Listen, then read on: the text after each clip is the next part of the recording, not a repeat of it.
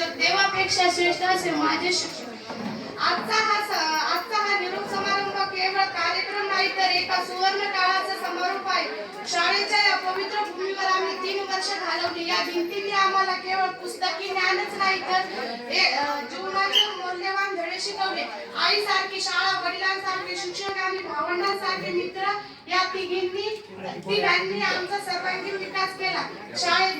शाळेच्या प्रेमळ आठवणी प्रत्येकाच्या मनात राहतील. कोणाला खेळाच्या मैदानातील धावपळ, कोणाला वर्गातील गमतीदार क्षण स्मरणात राहतात. आम्हाला आठवते ती आमच्या वर्गातील मस्ती.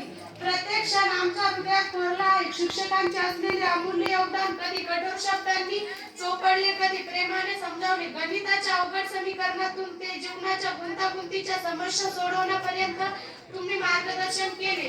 तुमच्या शिस्तीमुळे आम्ही वेळेचे महत्त्व समजलो. तुमच्या प्रोत्साहनामुळे स्वप्न पाहिली.